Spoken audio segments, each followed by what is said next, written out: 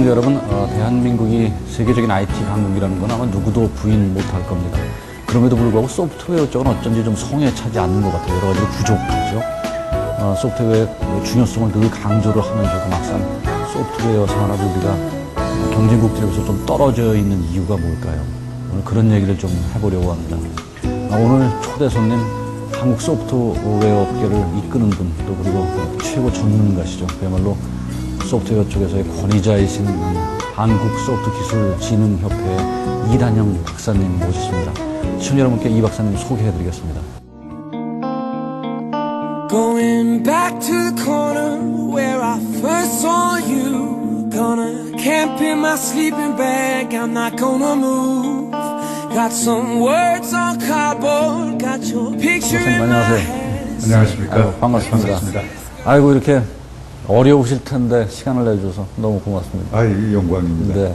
사실 뭐 저도 소프트웨어를 잘 몰라서 오늘 인터뷰를 하면서 걱정을 했어요. 제가 이게 좀 아는 분야라면은 잘할 텐데 많이 부족하고 그래서 오늘 뭐 공부하는 기분으로 제가 이 박사님한테 좀 그 이야기를 좀 나누죠.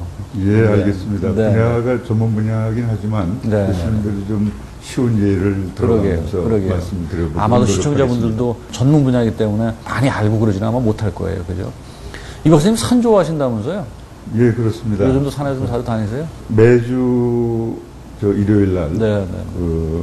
되시는 대로 꼭 가도록 노력하고 있고요. 혹시 이제 해외 출장을 간다든지 뭐 이럴 때는 부득이해서 못 가더라도 이 철에 관계없이 매주 한겨울에도. 가고 있습니다. 네, 그렇습니다. 네, 그러시군요. 자, 우리 이 교수님 하면은 시청자 여러분 지난 82년도죠. 뭐 나라를 떠들썩하게 했던 장영자 이철이 어음 사기 사건이 있었는데 그 사건을 계기로 정부가 그때가 이제 전두환 정부였었죠. 전두환 정부에서 금융 실명제를 검토를 한 적이 있어요. 그래서 결국 그것이 공식적으로 전면적으로 시행된 거는 김영삼 정부 들어와서지만은 그때 금융 실명제에 대한 그 소프트웨어를 이렇게 짜는 시도를 했었습니다. 그때 금융 실명제 소프트웨어를 처음으로 개발을 하신 분이 바로 이 자리에 계시는 이단영 박사님이십니다. 그리고 박사님 또 86 아시안 게임하고 88 올림픽 때 그 올림픽 운영 전산 시스템도 만들으셨다면서요. 네. 그때 좀 얘기를 좀, 시청 여러분 우리 좀 재밌게 좀 얘기를 해주시죠. 우선 금융 실명제는 그게 1982년으로 기억이 되는데요. 저는 그때 이제 키스트의 연구원 시절이고 하니까요.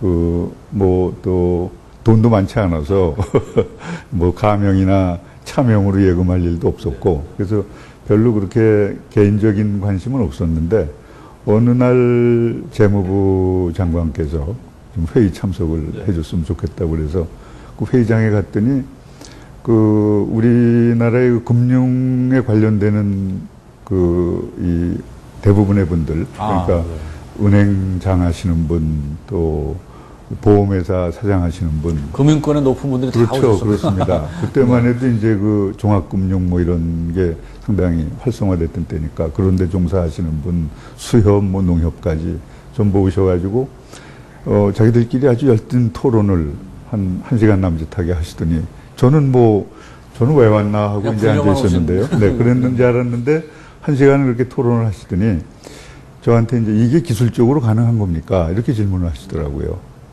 그래서 저는 사실 제가 그 내용도 잘 몰랐었고 그런 상황에서 이제 그 질문을 받아가지고 또 금방 금융실명제 금융의 복잡성 때문에 단답으로 말씀드리는 성격도 아니고 그래서 이걸 결정하는데 시간이 얼마나 있습니까? 하고 여쭤봤더니 2주가 있다고 그러시더라고요.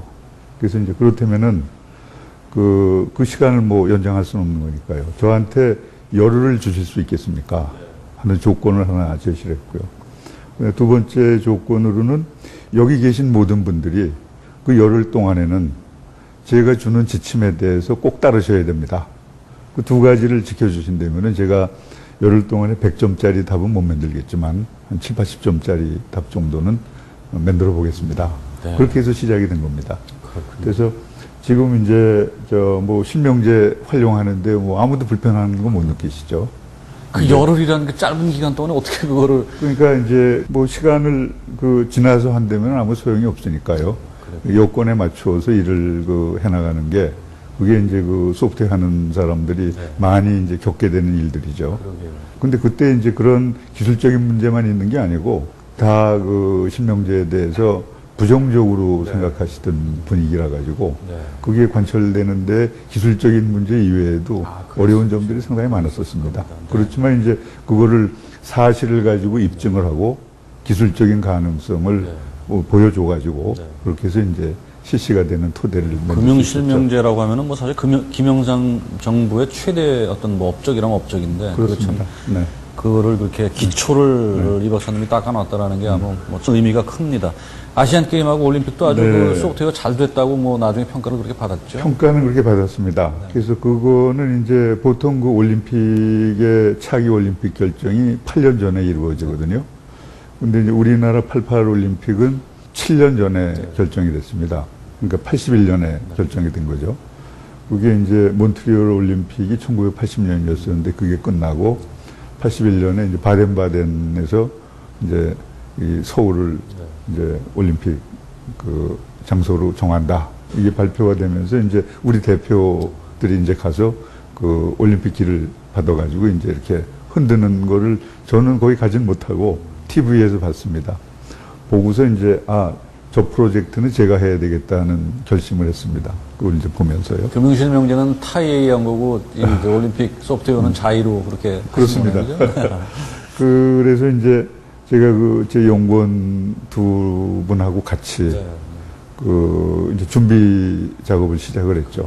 그래서 고대 올림픽부터 그때 이제 1980년 올림픽까지를 전부 스터디를 해가지고 6개월 동안 스터디를 해서 이제 그때는 이제 그 올림픽 준비위원회가 만들어졌을 당시에 이제 거기에 가서 이제 올림픽 IT를 이 방향으로 가야 되겠다라는 걸 이제 설명을 드렸더니 전부들 좋아하셔가지고 시작하게 됐습니다. 그러셨군요. 자, 지난 얘기를 이 박사님 아주 재밌게 들었는데 이제 좀 그 본격적으로 소프트웨어 얘기를 좀 하도록 하죠. 예. 지금 이 박사님이 카이스트 전산학과 교수시면서 지금 한국 소프트웨어 기술진흥협회 회장을 같이 하시고 계시는데 소프트웨어 기술진흥협회라는 게 어떤 단체입니까? 간단히 좀 소개를 해주시죠. 예.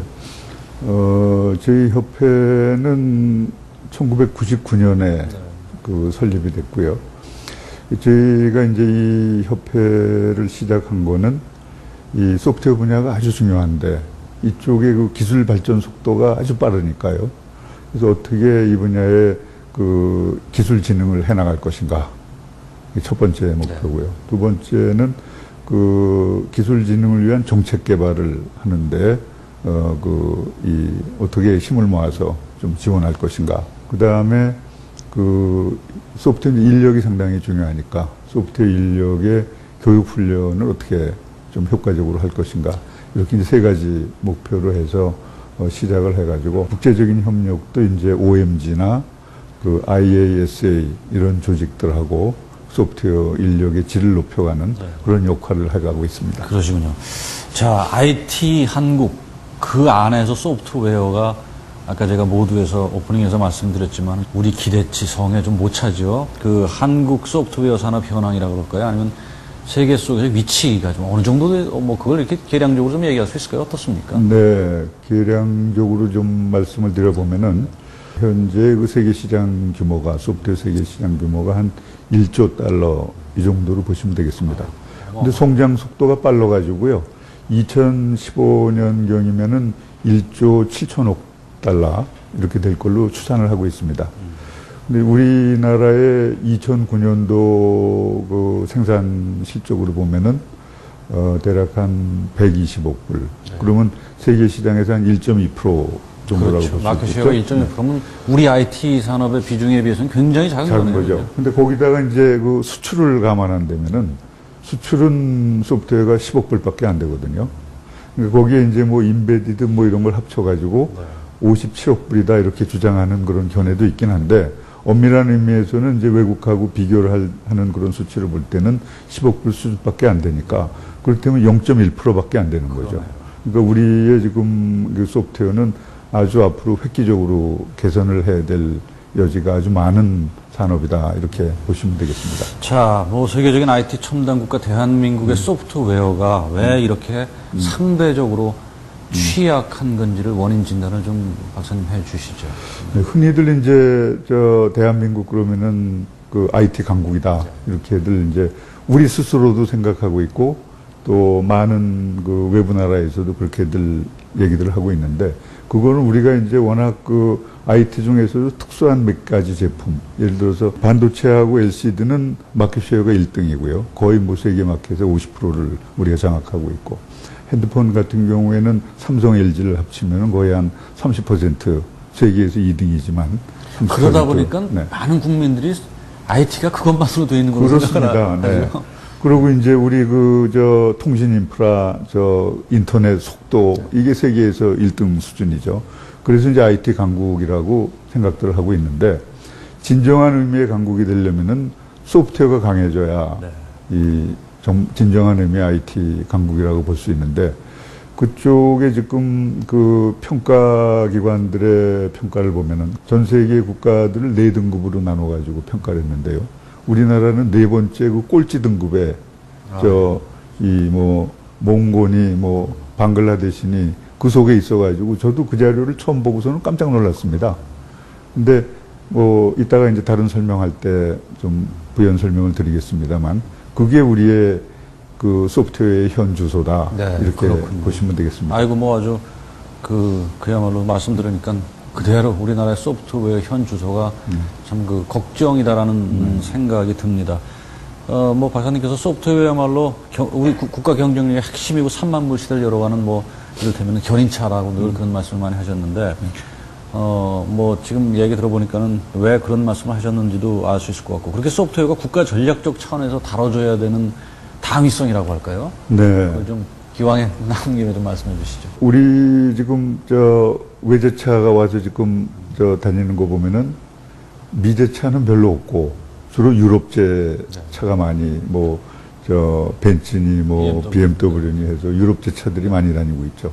그게 전부 소프트웨어 덩어리들입니다.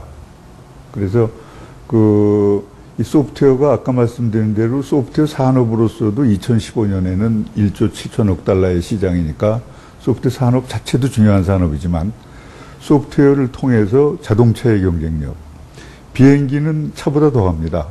예를 들어서 F-22 이 전투기 같은 경우에는 소프트웨어로 컨트롤되는 그 기능들이 그게 무려 80% 정도에 이르고 있습니다.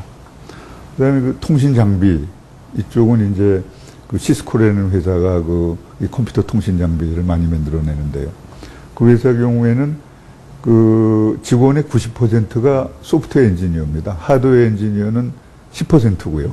통신 장비, 의료 장비, 가전 제품, 이런 데서의 그 경쟁력이 전부 소프트웨어에서 나오기 때문에 앞으로 우리나라가 3만 불, 4만 불로 가려면은 바로 그런 이 전 산업 분야에서 심지어는 서비스 산업에서까지 소프트웨어가 핵심적인 역할을 하기 때문에 그래서 우리의 그 앞으로의 살 길이 소프트웨어에 상당히 달려있다. 이래서 국가 전략적으로 다뤄야 될 분야다. 네. 제가 늘 그렇게 얘기를 하고 있습니다. IT 분야에서 우리가 반도체 LCD만 알고 있었던 그런 것보다도 보다 더 중요한 소프트웨어 쪽을 당연히 국가가 이제 가야 될 텐데 얼마 전에 박사님 G20에서 비즈니스 서밋이 있었죠. 거기서 네. 인도가 소프트웨어 세계적인 강국이면 이미 알려진 사실인데 거기 최대 기업 인포시스인가 거기 CEO가 그런 말을 했어요. 한국 기업이 임베디드 소프트웨어 쪽에서 이렇게 앞서 나갈 수 있다라고 투자 방향까지 제시를 해줬는데 지금 말씀하신 거하고 맥이 닿는 얘기죠. 일리가 있는 얘기죠. 그렇습니다. 인포시스는 인도에서도 아주 성공한 회사죠. 그게 신빙성이 있는 게 우리나라가 이 제조업이 상당히 강하지 않습니까? 그래서 임베디드 소프트웨어를 이제 그분이 말씀을 하셨는데. 그 임베디드 소프트웨어라는 개념은 뭐죠? 임베디드 소프트웨어의 개념은 하드웨어나 서비스, 그러니까 제품이나 서비스 속에 소프트웨어가 담겨가지고 끼워넣는 제품이나 서비스가 보다 지능화되고 사용하기 편해지고 품질도 좋아지고 이런 작용을 할 수 있는. 아까 말씀하신 자동차 안에 있는 것, 그렇죠. 비행기 안에 있는 그런 것도 임베디드 소프트웨어라고 그렇죠. 전부 볼 수 있겠습니다. 그런데 그게 이 소프트웨어 기술도 필요하면서 또 자기들이 만들던 제품 기술, 서비스 기술 그걸 이제 우리 이제 도메인 날리지 이렇게 부르는데 그 영역에 대한 지식을 바탕으로 해야 경쟁력 있는 인베디드 소프트웨어를 만들 수 있기 때문에 인도만 해도 이 소프트웨어는 상당히 잘하고 있는 나라지만 산업적인 측면에서는 우리보다는 상당히 이 개발도상국이라고 봐야 되겠죠. 그래서 인도보다도 우리가 인베디드 소프트웨어를 한다면은 훨씬 잘할 수 있는 영역이다. 이렇게 말씀을 해주신 거는 상당히 좋은 조언을 해주셨다고 볼 수 있겠습니다. 자, 인포시스의 하여튼 CEO가 제대로 참 잘 보고 우리나라 투자 방향성을 지적을 해줬는데, 한번 박사님 여기서 우리가 경쟁국들이라 그럴까요? 우리 우리의, 소프트웨어 쪽에서 경쟁하는 선진국들의 국가 전략 같은 걸 한번 조금 짚어볼까요? 미국도 그렇고, EU도 그럴 거고, 지금 얘기한 인도, 중국, 이스라엘 같은 데도 소프트웨어 아주 대국이죠. 미국 경우에는 그러니까 시장 경제를 신봉하는 나라고요. 그리고 기업들이 알아서 자기 사업을 성장시켜 나가라. 이런 원칙을 가지고 있는 나라인데, 그럼에도 불구하고 소프트웨어는 국가 전략에 의해서 키워나가고 있습니다. 그래서 소프트웨어만큼은. 네네. 그래서 미국에서 세우는 소프트웨어 전략이 소프트웨어 2015입니다. 네. 국가 국가 전략인데요. 그래서 그걸 통해서 목표로 하는 바가 소프트웨어 산업의 경쟁력을 높이자. 네. 그 다음에 소프트웨어 2015에는 미국 국가 전략 계획 기간 동안에 소프트웨어 인력을 4배로 늘리자.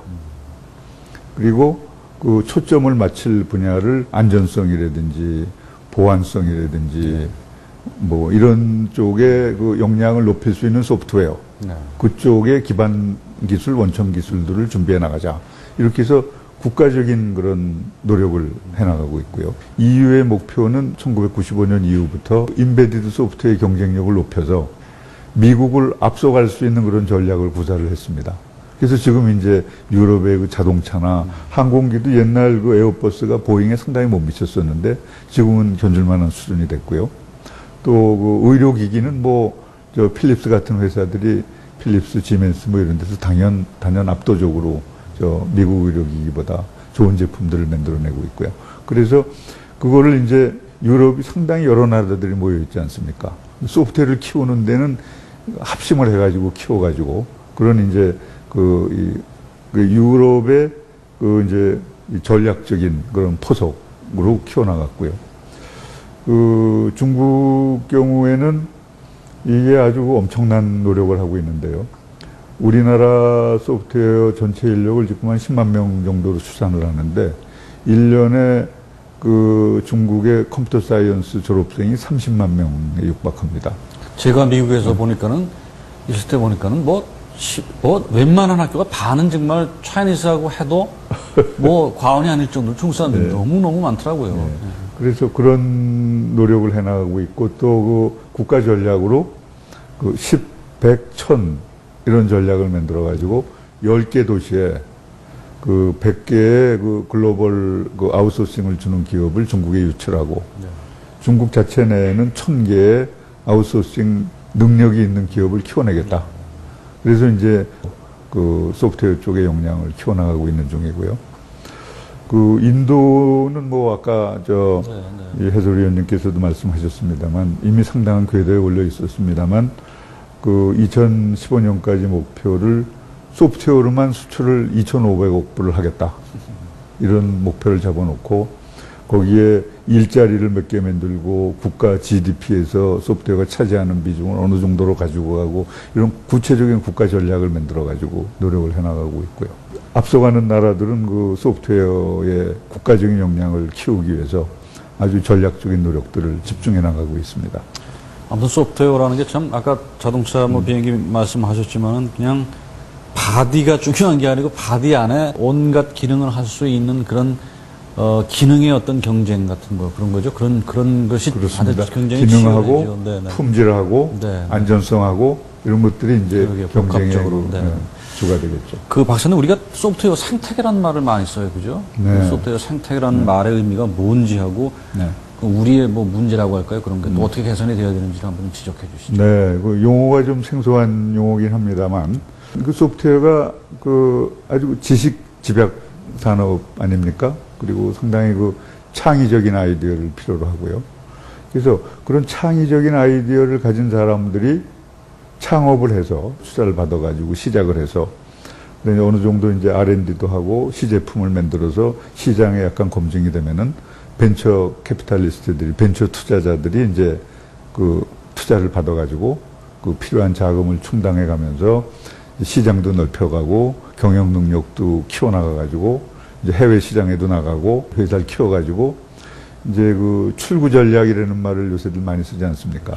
이제 벤처 기업에서도 출구 전략으로 쓰는 게 그 증권 시장에 상장을 한다든지 아니면은 이제 그 글로벌 기업 같은데 이제 인수합병이죠. M&A 같은 걸 통해서 이제 사업적인 성공을 거두는 그런 전체적인 과정을 이제 하나의 생태계라고 봐서 그런 생태계가 조성이 돼서 창의적인 아이디어를 가진 사람이 성공적인 결과까지 낼 수 있는 그런 게 만들어질 수 있도록 그래야 기업이 만들어지고 일자리가 생기고 또 그걸 통해서 우리의 소프트웨어 경쟁력이 생기고 그래서 이제 생태계를 잘 키워나가는 게 중요하다 이렇게 볼 수 있는데 그 일례로 우리나라 생태계하고 미국의 벤처기업이 커나오는 생태계를 비교해 본다면은 그렇게 초기 창업 시에 기술력만 가지고 있지 입증이 아직 덜 된 상태죠.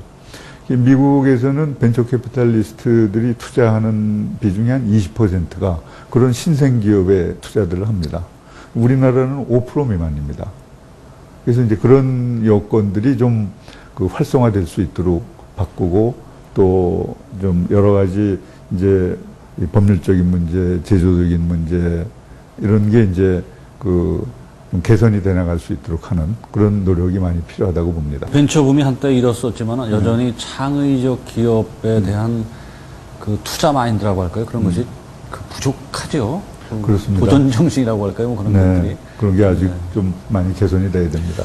그 소프트웨어 공학이라는 말도 있죠. 네. 우리 그런 면에서 우리 문제점 또 어떻게 좀 개선을 해 나가야 될까요? 이 소프트웨어가 처음에는 이제 뭐 1940년대, 50년대 이때는 아주 단순한 계산기 역할을 하는 걸로 시작을 하다가 1960년대가 들어서면서부터 이 소프트웨어를 무기 체계 속에도 쓰고 국방 체계죠. 또 이 비즈니스 쪽에도 활용을 하고 이러다가 보니까 이 소프트웨어에 대한 복잡도가 높아지고 의존도가 높아지고 1960년대부터 그렇게 되기 시작한 겁니다. 그래서 그때 이제 그 미국 국방성에서 측정을 해본 건데 100개의 프로젝트를 시작하면은 성공하는 프로젝트가 5개밖에 없었습니다. 그래가지고 이 사람들이 그 이름을 붙인 게 소프트웨어 크라이시스 이런 이름을 붙였습니다. 그래서 어떻게 소프트웨어 크라이시스에서 벗어나느냐 그 노력이 이제 소프트웨어 공학으로 나타난 거죠. 엔지니어링 그걸 공학적으로 풀어가야 될 거 아니냐. 그래서 그 이제 그런데 소프트웨어는 상당히 이게 시작한 지가 얼마 안 되는 분야이기 때문에 이거를 이제 다른 공학 분야, 제조 분야, 또 경영 분야 이런 데서 이제 이 수입을 해오기 시작을 했습니다. 그 제일 중요한 것 중에 하나가 이제 그 TQC, 그러니까 Total Quality Control, 어떤 기업의 종합적인 그 품질 관리를 할 수 있는 그걸 만들어낸 사람들이 이제 그 데밍하고 그 주란하고 크로스비라는 미국 사람들입니다. 근데 이 사람들이 일본에 가가지고 도와줘가지고 일본 제품의 품질이 아주 좋지 않습니까? 그 사람들의 덕입니다.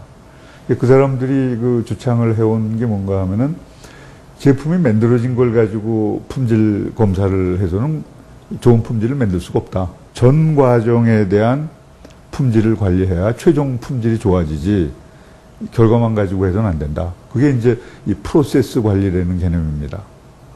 그래서 그 프로세스의 품질이 좋아야 최종 품질이 좋다. 그걸 이제 소프트웨어에서 이제 도입을 해온 겁니다.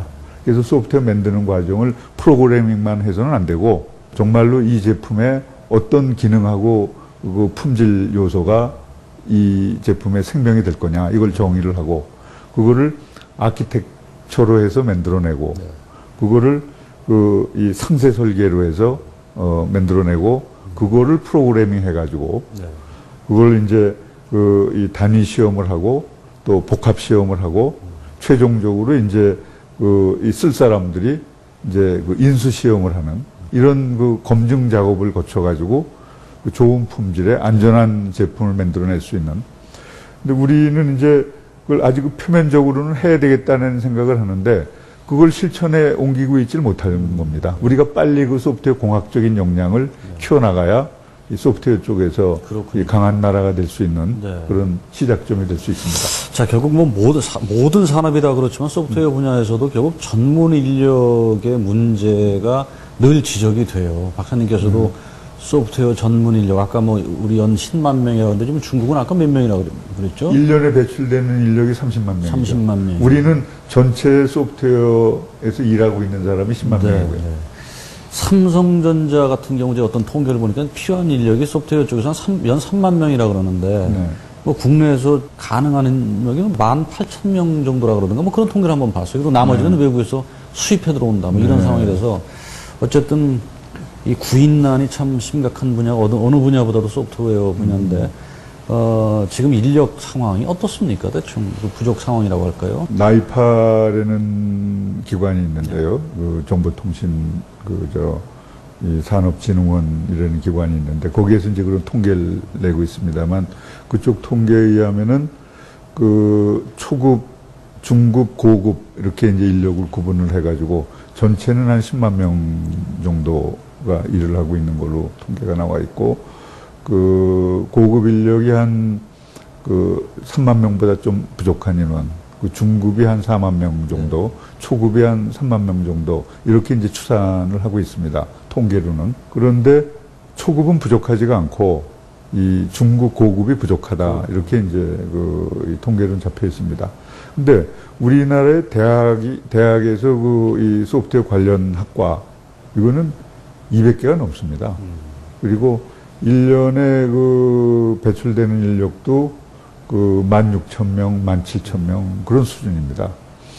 그런데 그 중에서 취업을 하는 인력은 뭐 30% 미만이죠. 25%, 28% 이런 때가 많고요. 30% 미만입니다. 과도 많고 따라서 학생들도 많은데 그런데 취업은 배출돼서 활용을 하려면 나머지 인력들은 전부 소프트웨어 그러니까 전공을 하고 다른 데로 빠지는 건가요? 그렇다고 봐야 되겠죠. 그래서 인력 문제에 대해서는 우리가 이 대학에서도 좀 개선을 할 필요가 있고 또 이 장기 수요들에 대해서 좀 기업하고 같이 좀 고민을 해가지고 같이 대책을 세워나가야 될 그럴 필요가 있는 분야라고 생각합니다. 아까 인력 부족 부분 중에서 이제 아까 그 교수님이 소프트웨어 아키텍트라는 말씀을 하셨어요. 네. 그쪽 인력 부분이 굉장히 중요하다라고 말씀하셨는데 그 개념이 뭐고요? 또 우리가 그쪽 부분의 어떤 인재 양성을 위해서 어떤 조치를 좀 취해야 될까요? 좀 말씀해 주시죠. 아키텍트라고 그러면은 우선 건축하는 데서는 그게 분명하게 나타나 있고요. 그러니까 이 설계, 시공, 설계 파트가 이제 아키텍트 파트라고 보시면 디자인, 소프트웨어 디자인. 그래서 이제 시공은 이제 설계한 이 개념에 따라서 이제 시연을 시키는 그런 내용이니까요. 소프트웨어에서도 같이 보시면 되겠습니다. 그래서 이제 아키텍트는 예를 들어서 다리를 하나 놓더라도 이게 지진이 있는 지역인지 집안이 좀 약한 부분인지 이런 거에 따라서 다리를 놓는 방식이 달라져야 되지 않습니까? 소프트웨어 설계에서도 마찬가지로 그런 것도 따져야 되고, 그 다음에 이제 타당성에 대해서도 검토를 해낼 수 있어야 되고, 타당성은 이제 기술적으로 타당한 거냐, 또 경제성이 있는 거냐, 또 이게 이제 실제 운영을 할 때, 운영하는데 상당히 효율적으로, 효과적으로 운영을 할 수 있는 거냐. 이걸 아키텍처를 만드는 그 단계에서 다 고려가 되고 검토가 돼줘야 되는, 그러니까 상당히 이 고급 수준의 능력을 갖춰야 되겠죠. 그래서 소프트웨어 공학적인 능력도 다 갖추고 있고, 또 이 고객의 이 필요한 거를 뽑아내는 그런 능력도 가지고 있고, 그러면서 영역에 대한 능력, 이제 도메인 날리지라고 그러는데요. 그 영역에 대해서 이 해박한 지식을 갖고 있지 않으면은 좋은 아키텍처를 만들어낼 수가 없겠죠. 소프트웨어 운영체제 전반을 아무튼 다 알고 그렇죠. 디테일에서 네.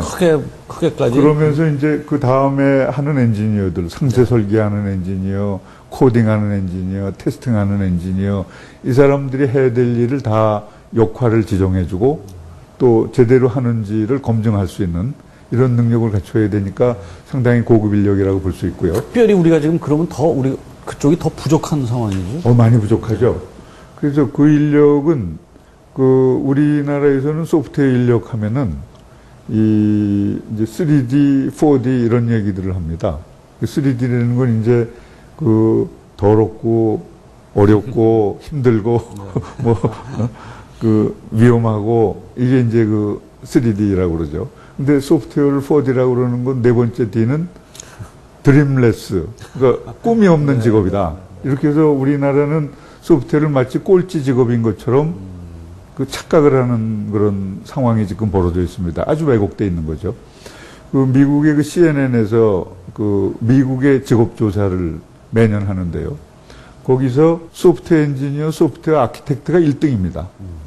그게 저 사람들은 이게 미래의 직업이고 네. 적어도 이 소프트웨어 산업이라는 건 앞으로도 100년 이상을 이 세계를 선도해 나갈 중요한 산업이다라는 인식을 확고하게 가지고 있는데 우리는 의사 되는 게 더 중요하고 이 고시에 합격하는 게 더 중요하고 소프트웨어 일을 하는 거는 이 3D, 4D의 일이다. 이렇게 많은 학부모들도 착각을 그게 결국은 박사님 결국은 모르기 때문에 그런 거죠. 개념도 잘 모르고 소프트웨어 아키텍트라는 직업을 과연 대한민국 부모님들이 몇 프로나 알고 있을까? 그러니까 좀 인식이 안 돼서 그러는 거 아닐까요? 복합적인 게 있는 것 같습니다. 네네. 그래서 이제 그건 어느 한 이 부문의 책임이라기보다는 이거는 정부, 대학, 기업, 무슨 연구소 다 느껴야 될 책임인데요.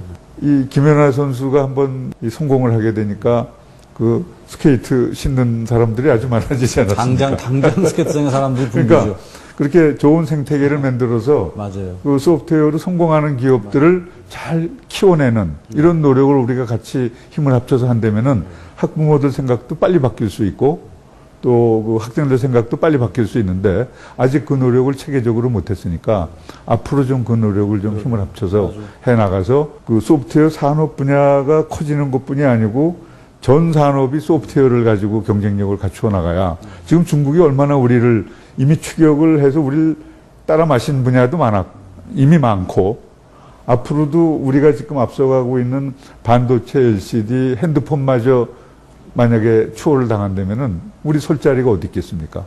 그러니까 우리가 전 분야를 다 할 수는 없지만 우리 국가 전략적으로 목표로 하는 분야에서는 계속 우리를 추격해오는 나라들보다 한 발 앞서갈 수 있도록 그걸 또 소프트웨어를 통해서 갈 수 있도록 그런 노력을 우리가 해가야 될 거라고 봅니다.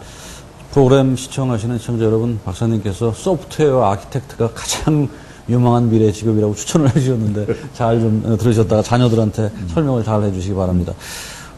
박사님 소프트웨어 쪽에서도 국제 표준이 있다 그래요, 그죠? 네. 소프트웨어 프로덕트 라인이라고 해서 우리가 SPL이라는 얘기 있는데 지난 2006년도에 누구도 한국이 소프트웨어 국제 표준을 주도해야 된다는 생각을 못할 때 바로 그 주도를 한 SPL 공동의장을 맡으셨다는 얘기를 제가 들었어요. 그 SPL이라는 개념이 뭐고 그것이 중요한 이유가 뭡니까? 그걸 좀 말씀해 주시죠. 네. 공동의장이 아니고 제가 혼자서 주관하는 그런 의장 역할을 하고 있습니다. 그런데 SPL, 소프트웨어 프로덕트 라인이라는 거를 이제 시도하게 된 동기는 지금까지의 소프트웨어 기술 발전 또 표준 이런 거를 해온 게 단일 프로덕트를 만들어내는 기술에 많은 집중을 해왔습니다. 그런데 SPL이라는 거는 여러 프로덕트를 만드는 그러니까 핸드폰에 모델이 많죠. 자동차에도 모델이 많죠. 예를 들어서 자동차 하면은 차의 모양은 하나는 승용차고 하나는 짐을 실어 나르는 포터차라도 엔진도 같은 예를 들어서 6기통 엔진을 같이 쓰고 또 브레이크 시스템도 같은 걸 쓰고 껍데기만 이제 짐을 실는 거로 이렇게 모양을 만들고 승객이 타는 걸로 모양을 만든다면은 그러면은 이 원재료를 구입해 올 때도 다량 구매를 해오니까 그 원가 절감을 할 수도 있고 만드는 공정 과정에서도 그 공정의 표준화를 많이 시켜가지고 상당히 이 경제성을 높일 수 있는 방법이 있겠죠. 소프트웨어에서도 같은 개념으로 보시면 됩니다.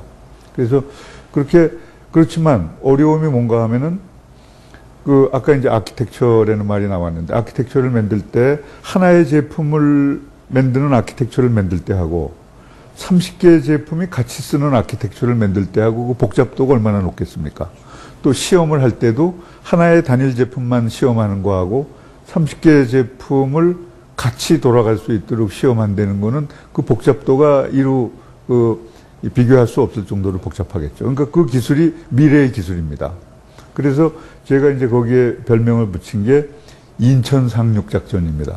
우리가 소프트웨어 기술이 지금 부산까지 밀려 있지만 이 멀티플 프로덕트, 그러니까 다수의 제품을 다루는 기술을 우리가 빨리 해가지고 앞으로 선점을 해서 세계적인 기술을 선도해 나갈 수 있는 거를 만들어보자. 상륙 작전을 할 수 있는 거다. 그렇죠. 네. 그래서 이제 시도를 하고 있는데 아직까지는 우리나라에 제 의견에 동조해 주는 분들이 10분도 안 됩니다. 그래서 지금 이제 동조자를 끌어모으고 있는 중인데요. 곧 이제 좀 좋은 환경이 조성될 걸로 그렇게 보고 있습니다. 그것이 만들어내는 경제적 파급 효과가 아까 교수님 말씀을 들으면 상당히 꽤. 그러면 그러니까 네. 이 획기적이라고 봐야죠. 그러니까 우리가 지금 취약한 소프트웨어의 기술력을 높이는 데도 써먹을 수 있고 그다음에 이 기술이 특히 인베디드 소프트웨어에 잘 써먹을 수 있는 기술입니다. 다른 경쟁국들에서 만들어내는 제품보다 값싸고 성능 좋고 품질 좋고 안전하고 이런 제품들을 만들 수 있는 그런 바탕이 되는 기술들이고 또 우리나라에는 이 시스템 통합업체라고 그래가지고 SI 업체들이 많습니다만 지금 하던 기술만 가지고 가서 해외에 나가서 컨설팅하는 것보다는 이런 새로운 기술 분야의 역량을 쌓아서 해외에 나가서 컨설팅하면은 그런 기회도 많이 만들 수 있는 그런 좋은 분야라고 봐서 지금 열심히 추진을 해나가고 있습니다. 자, 지금 SPL의 중요성에 대해서 말씀해 주셨는데 이제 시간이 다 가서 그 중에서도 박사님이 보시기에 정부가 좀 집중적으로 아주 전략적으로 키워야 될 유망 소프트웨어 분야를 꼽는다면 어떤 걸 꼽으시겠어요? 그거는 참 힘드신 질문인데요. 예. 그리고 또 소프트웨어 쪽의 기술 발전 속도가 하도 빨라가지고 수명주기라고 그러는 생명주기 또는 수명주기라고 그러는데 그게 짧아서 새로운 기술이 계속 나오니까요. 또 아이폰도 최근에 하여튼 각광받는 걸 만들어서 지금 스티브 잡스가 아주 돈방 속에 올라앉았습니다만 그렇게 혁명적인 아이디어도 계속 나올 수 있는 거고요. 그래서 이게 딱 잘라서 말하기 힘듭니다만 현재 이제 화두가 되고 있는 기술이 클라우드 컴퓨팅. 근데 그것도 사실은 이 글로벌 선도 업체들이 거의 많은 분야를 이미 장악하고 있습니다. 근데 우리나라는 이제 한 가지 이 좋은 기회가 스마트워크라는 걸 정부에서 지금 시작을 하고 있습니다. 이거는 이제 언제 어디서든지 직장의 일을 수행할 수 있는 집에서도 할 수 있고 어떤 동네 어떤 특정한 장소에서도 할 수 있고 그런 거를 이제 국가적인 일로 하기 때문에 그렇게 하려면은 이 클라우드 컴퓨팅 기술하고 아주 밀접하게 연결이 돼야 되는데 우리가 그쪽에서 선두적인 그런 역할을 해가지고 새로운 아이디어로 새로운 영역을 개척할 수 있는 기회가 있을 걸로 보고 있고요. 또 아까 말씀드렸던 SPL 쪽에 또 이제 좋은 분야고 이제 인베디드 소프트웨어 쪽, 서비스 소프트웨어 쪽에도 기회가 많습니다. 의료 분야라든지 여러 분야에 이런 쪽. 그러면서 아까 말씀드린 대로 이 시장의 변화 속도가 상당히 빠르기 때문에 계속해서 이 시장 경쟁자, 또 고객층 이런 데에 이 수요의 변화를 계속 이 모니터링하고 그거를 따라잡아가면서 계속 니치 마켓하고 블루오션을 만들어 나가는 그런 노력이 같이 병행되는 게 몇 개만 지정해 놓고 그것만 따라가 가지고는 경쟁력을 갖추기가 힘들고 그런 노력이 병행돼야 될 걸로 보고 있습니다. 네. 우리가 박사님 지금 MB 정부 들어와가지고 초기에 정보통신부가 해체되면서 말들이 많았어요. 그리고 지금까지도 그거 사실 논란이 사그러들지 않고 있는데 결국 정통부가 없어진 것에 대해서 이제 문제를 지적하는 사람들의 얘기는 소위 그 컨트롤 타워, IT 분야의 컨트롤 타워가 없어져 버려서 이게 그냥 각 부처별로 이렇게 쪼개져 버렸단 말이에요. 현 정부의 그 소프트웨어를 포함한 전반적인 IT 정책에 대해서 박사님 어떻게 생각하세요? 점수를 좀 내주시죠. 네. 그 초기보다는 지금 이 IT 소프트웨어에 대해서 많이 관심을 가지고 이제 신경을 쓰시는 걸로 그렇게 보고 있고요. 그래서 좀 희망을 가지고 있고요. 그 IT 컨트롤 타워에 대한 의견은 그렇습니다. 어느 나라든지 컨트롤 타워만 만들면은 IT 소프트웨어에서 앞선 나라가 될 수 있다. 그러면 앞서지 못할 나라가 어디 있겠습니까? 그러니까 컨트롤 타워만이 답이 아니고 아까 말씀드렸던 그런 그 생태계가 조성이 되고 거기에 그 관여하는 모든 요소들, 정부, 기업, 대학, 연구소, 뭐 협회 이런 데들이 다 자기 몫을 하고 자기 역할을 해낼 수 있는 그런 문화. 이게 아니고는 컨트롤 타워가 100개 있더라도 그게 개선될 방법이 없죠. 그리고 이제 흔히 컨트롤 타워가 만들어지면 만들었으니까 거기서 다 할 거 아니냐. 그렇게 되기가 쉬운데 그 컨트롤 타워도 분명한 이 달성 목표가 측정 가능한 목표와 임무가 주어지고 그걸 제대로 달성하는지 안 하는지를 국민들 전부 모니터링할 수 있고 그럴 수 있는 컨트롤 타워가 만들어진다면은 의미가 있지만 컨트롤 타워라는 하드웨어는 아무 의미가 없다, 그죠? 그렇습니다. 거기서 어떻게 운영하는 소프트웨어가 중요하다는 그렇습니다. 말씀이시죠? 네. 그래서 뭐 사실 우리 일제 시대 때 뭐 독립운동도 있고 했습니다만 그걸 뭐 정부의 어떤 컨트롤 타워가 독립운동을 했던 것보다는 유관순 여사 같은 분이 그 열과 성을 다해서 함으로써 전체 분위기가 바뀌었듯이 기업에서든지 어떤 학교에서든지 뭐 어디 연구소에서든지 얼마든지 소프트웨어를 힘있게 할 수 있는 방법은 있다고 봅니다. 그러면서 컨트롤 타워가 자기 역할까지 해준다면 더 좋겠죠. 네네. 자, 박사님 시간이 다 갔어요. 마지막 질문 제가 좀 드리겠습니다. 네. 어쨌든 뭐 아주 좋은 말씀 잘 해주셨는데 아직까지 이렇게 취약한 우리나라 소프트웨어 산업을 위해서 그냥 개괄적으로 제언을 좀 한마디 좀 해주시죠. 네. 이 단답이라는 거는 있기가 힘들겠습니다만, 이 정부도 많은 노력을 해야 될 거고, 이 기업, 뭐 대학 정부 노력을 해야 되겠죠. 정부는 뭔가 그 짧은 기간 내에 좀 보여주려고 하는 이런 쪽으로 정책들을 많이 펴오고 또 내수 시장 중심으로 정책들을 많이 펴왔는데 이거를 좀 글로벌 시장 중심으로 정책 방향을 좀 잡고 그리고 정책이 뭐 정권 바뀔 때마다 바뀌어서는 곤란하고 이게 좀 그 일관성 있고 지속성이 있는 그런 정책으로 자리매김하고 그 정책이 제대로 집행되고 있다는 거를 좀 가시화해서 보일 수 있도록 이렇게 좀 정책 방향을 잡는 게 좀 필요하지 않을까 보고 있고요. 기업은 정말 시장, 고객, 경쟁자들을 아주 심층 분석을 해서 거기에서 우리가 어떤 차별화된 전략을 가지고 나가면은 그렇게 될 수 있겠다라는 좀 구체적인 방법을 가지고 움직여줬으면 하고요. 대학은 저도 대학에 몸담고 있고 저도 실천을 못하고 있는 그런 부분입니다만 MIT가 이제 상당히 좋은 그 사례 중에 하나라고 볼 수 있는데요.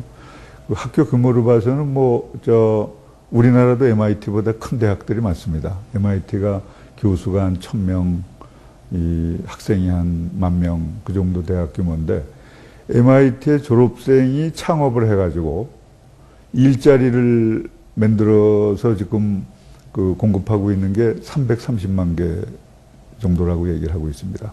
그리고 그 창업한 사람들이 1년에 올리는 매출이 2조 달러라고 얘기를 하고 있습니다. 그러니까 그 대학 하나가 그만큼 창의적인 그 사업가들을 만들어내고 일자리를 마련해주고 할 수 있다는 거는 참 엄청난 그런 우리가 좀 많이 타산지석으로 봐야 될 그럴 그 사례라고 생각합니다. 그래서 우리 대학들도 뭐 짧은 시간 내에 그렇게 되긴 힘들겠지만 좀 그런 쪽으로 좀 노력을 해서 아까 말씀드린 그 정부, 기업, 대학, 뭐 연구소 여기가 다 같이 좀 노력들을 해서 우리나라가 그 지속적으로 발전해 나가고 또 우리 후손들이 좀 좋은 환경에서 그 좋은 여건에서 좋은 잡들을 가지고 살 수 있도록 하는데 이 소프트웨어를 잘 가꾸어서 그렇게 좀 될 수 있었으면 좋겠습니다.